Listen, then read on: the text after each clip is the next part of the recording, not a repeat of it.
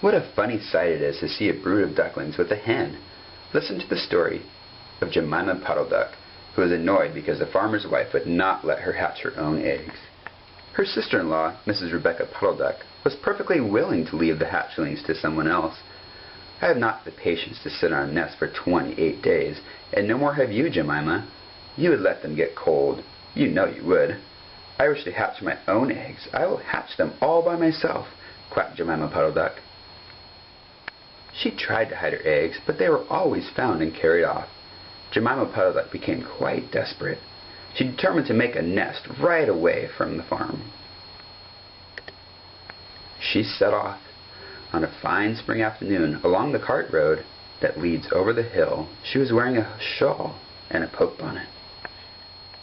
When she reached the top of the hill, she saw a wood in the distance. She thought, that looks like a safe, quiet spot. Jemima Puddle Duck was not much in the habit of flying.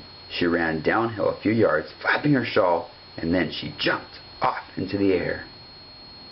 She flew beautifully when she had got a good start. She skimmed along over the treetops until she saw an open place in the middle of the wood where the trees and brushwood had been cleared. Jemima alighted rather heavily and began to waddle about in search of a convenient dry nesting place. She rather fancied a tree stump amongst some tall foxgloves, but seated upon the stump, she was startled to find an elegant-dressed gentleman ready and reading a newspaper. He had black prick ears and sandy-colored whiskers. "Quack," said Jemima Puddle Duck, with her head and her bonnet on one side. "Quack." The gentleman raised his eyes above the newspaper and looked curiously at Jemima. "Madam, have you lost your way?" he said. He had a long bushy tail, which he was sitting upon, because the stump was damp. Jemima thought him mighty civil and handsome. She explained that she had not been lost, but that she was trying to find a convenient dry nesting place. "Ah, is that so? Indeed," said the gentleman with the sandy whiskers, looking curiously at Jemima. He folded his newspaper and put it in his coat-tail pockets. Jemima complained of the superfluous hens. "Indeed, how interesting. I wish I could meet with that fowl. I would teach it to mind its own business. But as to a nest, there is no difficulty. I have a sack full of feathers in my woodshed." "No, my dear madam, you will be in nobody's way. You may sit there as long as you like." He led the way to a very retired, dismal-looking house amongst the foxgloves. It was built of faggots and turf, and there were two broken pails on top of one another, making up the chimney. There was a tumble-down shed at the back of the house, made of old soap boxes. The gentleman opened the door and showed Jemima in. The shed was almost quite full of feathers. It was almost suffocating, but was comfortable and very soft. Jemima Puddle Duck was rather surprised to find so much vast quantities of feathers, but it was very comfortable, and she made a nest without any trouble at all. When she came out, the sandy-whiskered gentleman was sitting on a log reading the newspaper. At least he had it spread out, but he was looking over the top of it. He was so polite that he seemed almost sorry that Jemima had to go back for the night. He promised to take great care of her nest until she got back the next day. He said he loved eggs and ducklings. He should be proud to see a fine nestful. Jemima Puddle Duck came every afternoon. She laid 9 eggs in the nest. They were green, white, and very large. The foxy gentleman admired them immensely. He used to turn them over and count them when Jemima was not there. At least Jemima told him that she intended to begin to sit on them the next day, and "I will bring a bag of corn with me, so that I need never leave the nest until the eggs are hatched. They might catch cold."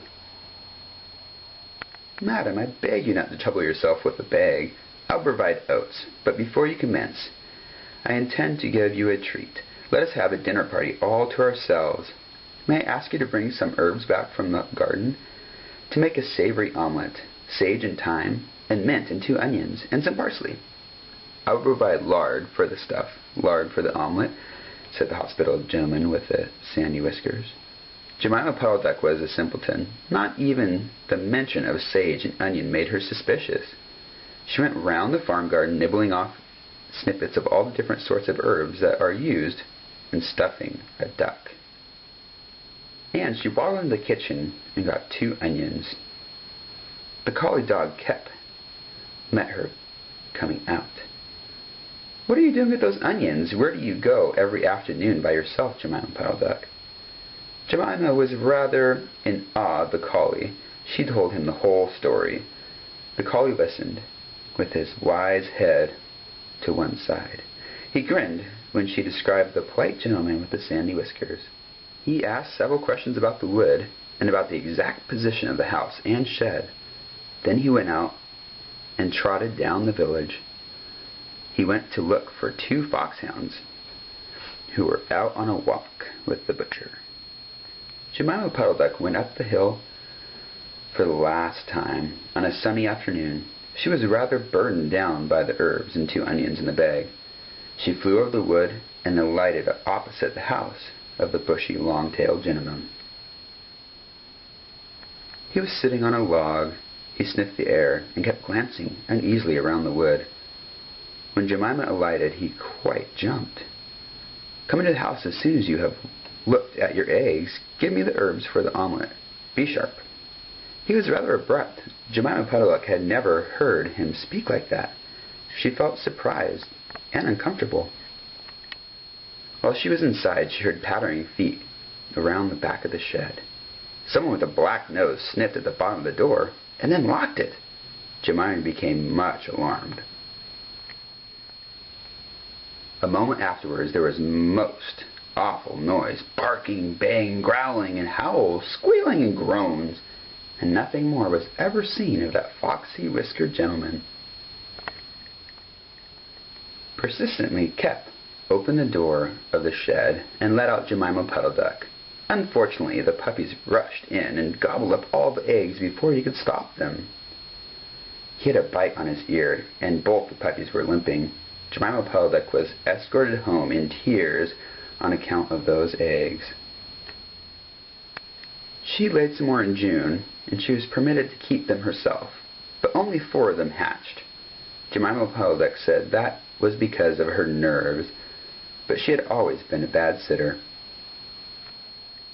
The end. Have a good night. I love you.